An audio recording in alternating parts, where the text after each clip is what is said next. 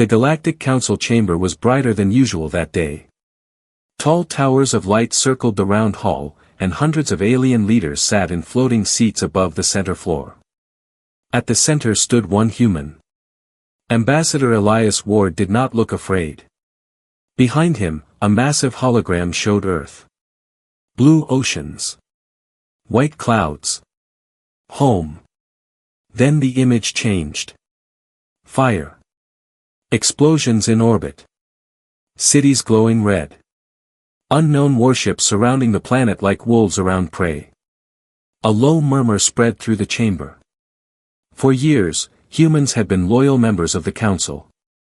They had shared engines that moved faster than light. They had sent soldiers to defend distant worlds. They had paid in blood during wars that were not even theirs. Today, they asked for help. Elias spoke calmly. Earth is under attack by the Carthan Dominion. Their fleet entered our system without warning. Civilian targets are being hit. We request immediate military support under Article 7 of Mutual Defense. The Council leader, High Speaker Varric, leaned forward slowly. His long silver eyes showed no emotion. Human Ambassador, Varric said, the Council must consider balance. Your species has expanded quickly. Your fleets grow larger each cycle. Some members feel uneasy. Elias did not move. Billions are in danger. Another council member spoke. Perhaps this conflict will slow your growth. The chamber grew quiet. Elias felt something cold move through his chest, but his voice stayed steady.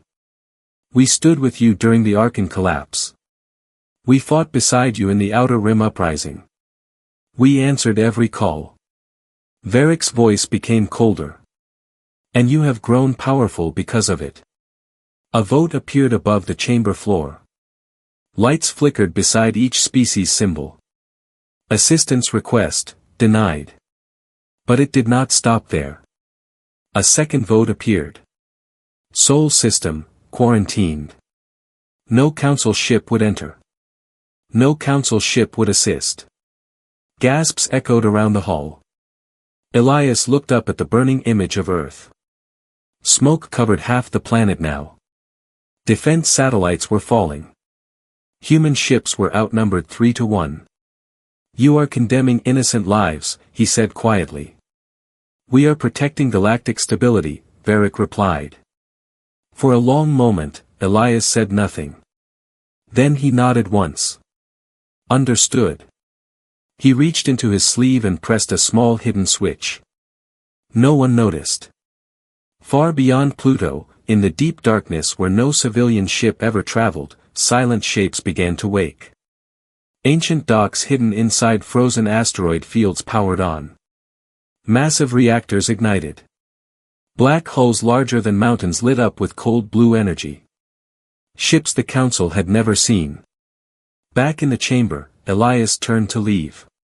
Varric called out, Human Ambassador. Do not make this worse. Elias stopped at the doorway. Without looking back, he said, we asked for help. He stepped through the doors. Seconds later, alarms screamed across the Council network. Red signals exploded onto the galactic map. Hundreds. No. Thousands. Human warships launching from deep space. Breaking through quarantine lines as if they were nothing. Council defense fleets stationed near Sol were pushed aside in minutes. Not destroyed, disabled.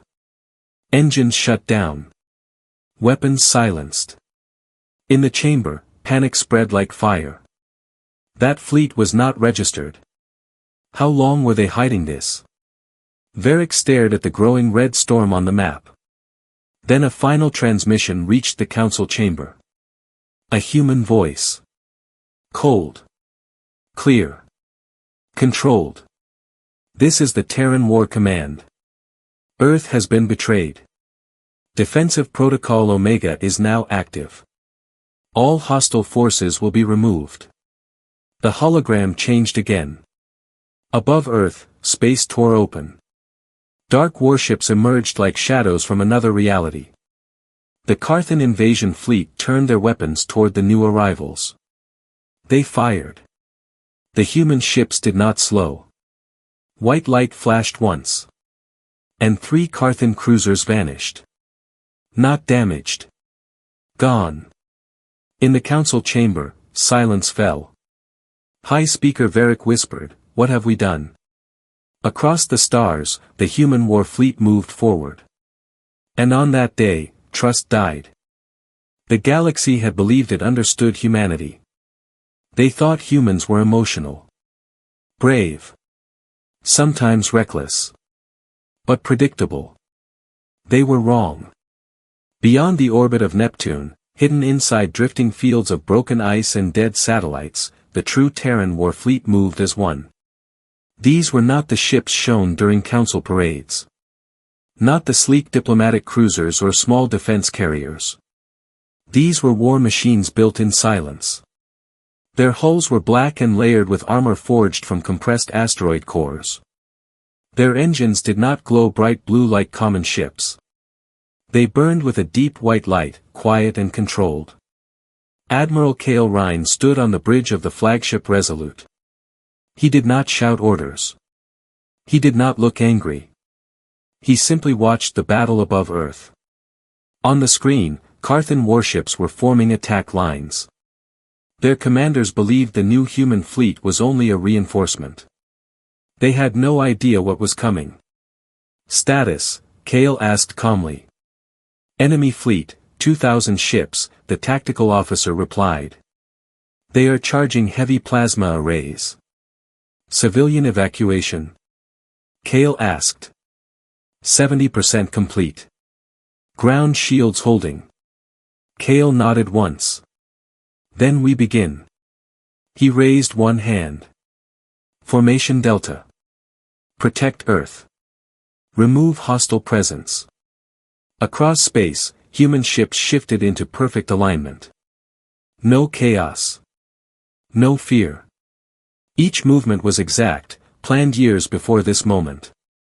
The Carthan fleet fired first. Green plasma beams cut across space. Explosions lit the dark sky above Earth. When the smoke cleared, the human ships were still there. Not a single one had fallen. Their shields shimmered once, then stabilized. On the Resolute, Cale spoke one word. "Return." Hundreds of human cannons fired together. But they were not like normal weapons. Instead of explosive blasts, thin lines of white energy pierced straight through Carthan shields. Ships that had survived decades of war simply stopped existing. No fire. No debris. Just silence where they once stood. The Carthan commander, watching from his flagship, felt panic for the first time. "These weapons are illegal under council law," one of his officers shouted. The commander whispered, "So is abandoning an ally." Human interceptor ships then surged forward. Smaller, faster, deadly precise. They targeted engines and weapon systems. Enemy ships began spinning out of control. Above Earth, the sky turned bright from constant flashes of controlled destruction. On the planet's surface, civilians watched the battle through emergency broadcasts. Fear slowly changed into something else. Hope. Back in the Galactic Council chamber, leaders stared at the live feed. "This fleet is larger than their public navy," one alien general said. "No," another replied quietly. "This is not larger." They zoomed out the galactic map. Red human signals were appearing in multiple systems. Supply routes. Council military outposts. Strategic shipyards. Varric's voice trembled slightly. They prepared for this. An older counselor lowered his head. Humans evolved on a world of predators, disasters, and endless wars. Did we truly think they would trust us with their survival? Above Earth, the Carthan fleet was collapsing. Admiral Cale watched as the final enemy carrier tried to escape through warp. "Permission to pursue?" an officer asked. Cale's eyes hardened. "No." He zoomed the view toward Earth instead. Ensure no hostile ship remains within firing distance. Seconds later, 3 long-range human cannons fired from deep space. The escaping Carthan carrier disappeared mid-jump. The invasion was over. Silence fell over the Sol system. Thousands of broken enemy ships drifted in orbit. Human ships formed a protective circle around Earth. Kale finally allowed himself one slow breath. Send message to all fleets, he ordered. Protocol Omega Phase 2. Strategic response. Across the galaxy, hidden human fleets accelerated toward their next targets. Not planets. Power. And for the first time in history, the stars themselves began to burn under human command.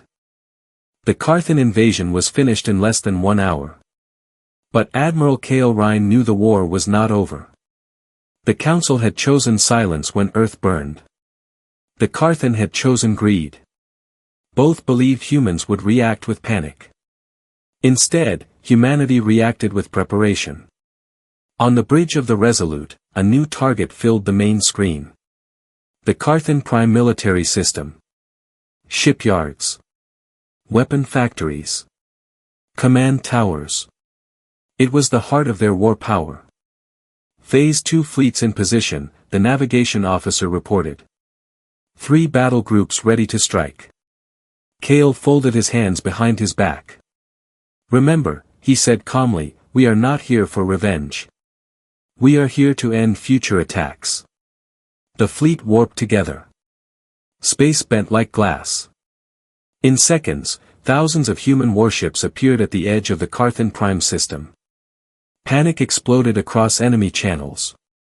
Unknown fleet detected. No, human fleet. Impossible. They cannot reach us this fast. Defense platforms around the system powered on. Giant ring cannons aimed toward the incoming threat. Kale gave a single order. Disable everything. Human ships spread out in perfect formation. Not random. Not rushed. It looked like a carefully drawn pattern across the stars. The Carthan fired first. Massive energy beams cut across space, striking the front human line. Explosions flashed. When the smoke faded, the human ships were still advancing. Their shields absorbed the impact, shifting colors but never breaking. Then the humans fired. But this time, it was different. Instead of one massive blast, thousands of small glowing objects launched from human carriers. They looked harmless at first, tiny sparks moving slowly through space. Carthan officers laughed nervously. Missiles. That is all. The sparks reached the defense rings. And then they multiplied. Each spark split into dozens of smaller drones. The drones slipped through shield gaps like flowing water. They attached to cannons, engines, power cores.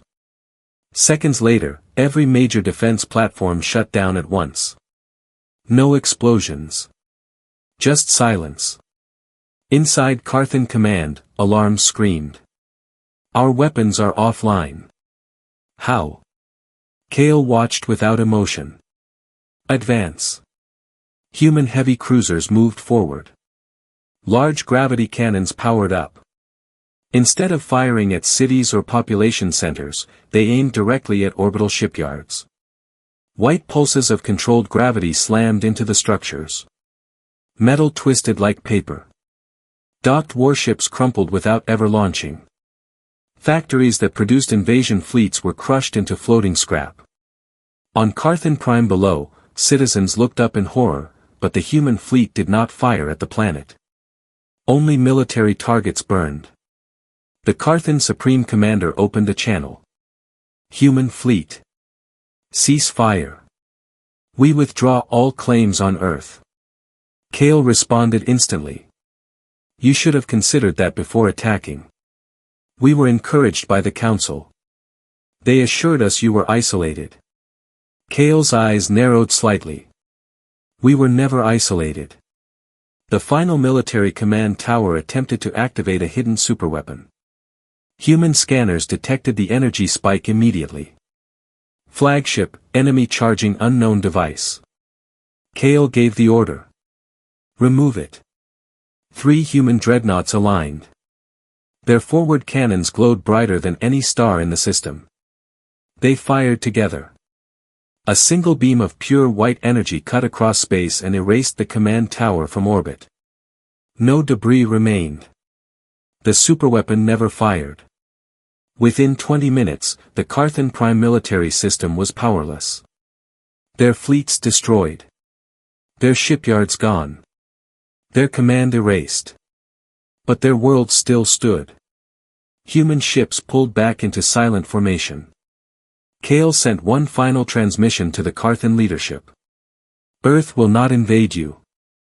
Earth will not conquer you. But if you rise against us again, there will be nothing left to disable. The message ended. Across the galaxy, smaller species watched in shock. Humans were not raging monsters. They were precise. Controlled. Strategic. Back in the council chamber, leaders stared at the reports. The Carthan military is gone, one whispered. Varric felt cold fear for the first time. They are not fighting like an angry species, he said quietly. They are fighting like a species that planned this for years. And as human fleets began moving toward key council military systems, one truth became clear. This was not revenge. This was a lesson. And the next system chosen would decide whether the galaxy understood it. The galaxy had watched the fall of the Carthan military with fear. Now all eyes turned toward the Galactic Council. Human fleets were no longer moving randomly. They were heading toward 3 specific council military systems, the ones that had voted strongest for Earth's quarantine. Inside the council chamber, panic had replaced pride. High Speaker Varric stood in the center, surrounded by flickering holograms of burning shipyards and disabled defense grids. They are approaching Council Defense Sector 1, a commander reported. Estimated arrival, 6 minutes. Deploy the full defensive array, Varric ordered. All fleets to combat readiness. Across the targeted system, massive council warships formed lines near their primary military planet. Defense rings powered up. Heavy cannons charged. They were ready. Or so they believed. Without warning, space distorted. Human ships did not simply warp in. They emerged silently, as if they had always been there, their black hulls blending with the darkness. There was no battle cry. No dramatic formation. Just presence. Admiral Kale Ryan appeared on the main council military screen. We warned you, he said calmly. You chose politics over lives. A council admiral shouted back, this is an act of war against the entire galaxy. Kale's expression did not change. No. This is a correction. Council forces fired first. Massive energy beams filled the space between fleets. Explosions thundered across orbit. For a moment, it looked equal. Then human ships activated something new. A wide pulse expanded outward from the center of their formation. It was not bright. It was not loud. It simply passed through every council ship. Instantly, engines died. Weapon systems shut down. Shield arrays flickered out. Dozens of council warships drifted powerless. What was that? A terrified officer whispered. Electromagnetic null wave, another answered softly. It shut down everything. Human vessels advanced through the frozen fleet without firing a single shot. They did not destroy the ships. They left them floating helplessly. Next, human precision cannons targeted orbital weapon factories and fleet command stations. White beams cut through military structures with surgical accuracy. No cities were touched. No civilian zones harmed. The message was clear. Back in the council chamber, system reports poured in. Defense Sector 1 is neutralized. Sector 2 has lost communication. Sector 3 orbital command destroyed. Varric felt the weight of his decision crushing him. They could destroy us, he whispered. A counselor replied, voice shaking, they are choosing not to. Suddenly, the chamber lights dimmed. A direct transmission forced itself onto every screen. Admiral Kale stood beside Ambassador Elias Ward. Behind them floated a hologram of hundreds of human warships.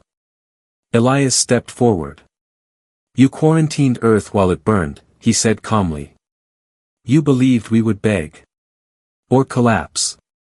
Varric swallowed hard. What do you want? Elias answered without hesitation. Reform. Remove Article 9. End secret military alliances. And admit your betrayal publicly. Murmurs spread across the chamber. You are demanding control of the council, one alien shouted. Elias shook his head. No. We are demanding accountability. Outside, another council superweapon attempted to activate deep within an asteroid defense grid. Human scanners detected it instantly. Before any council order could be given, a single human dreadnought fired. The hidden station vanished in white light. Silence followed. Kale spoke one final sentence. We are not conquerors. But we will never again trust empty words. Human fleets held position, engines glowing softly like distant stars. The council leaders looked at one another. Their military power was crippled. Their authority shaken. And for the first time since the council was formed, they understood something terrifying. Humanity had never joined them for protection. Humanity had joined to observe. To learn. To prepare. And now the stars themselves waited for the council's answer. The galaxy expected humanity to keep attacking. Many feared the humans would turn into conquerors, the kind that erased worlds and ruled through terror. But the Terran war fleet did something stranger. After disabling the council's military sectors, the human ships stopped. They did not push deeper. They did not surround civilian planets. They simply held position at the edge of key systems, like a locked door that could not be forced open. In the Galactic Council chamber, High Speaker Varric sat with his hands shaking. The hall that once felt like a throne now felt like a cage. Every leader knew their fleets were crippled, their hidden weapons destroyed before they could even fire. A counselor whispered, they could end us. Varric answered, voice dry. Yes. And they are choosing not to. The chamber doors opened. Ambassador Elias Ward walked in again, calm and clean, as if the galaxy was not on fire outside. He was not alone. A tall figure in a dark uniform followed him, Admiral Kale Rhine. His eyes were cold, but not wild. He looked like a man who had already made peace with war long ago. Elias stood in the center floor. The hologram above showed Earth again. This time, Earth was alive. Fires were being put out. Orbital debris was being cleared. Human ships formed a shield ring around the planet like a protective crown. Elias spoke with simple force. The Carthan invasion is over. Earth survived. Not because of you. Because we were ready. Varric lifted his chin. You broke quarantine law. Elias nodded. You broke trust. The words hit harder than any weapon. Varric tried to speak with authority. If you continue, the council will declare you an enemy of the galaxy. Kale stepped forward slowly. The council already treated us like enemies, Kale said. You just did it with polite words. A new hologram appeared, a list of council votes and secret agreements. Species names. Dates. War deals.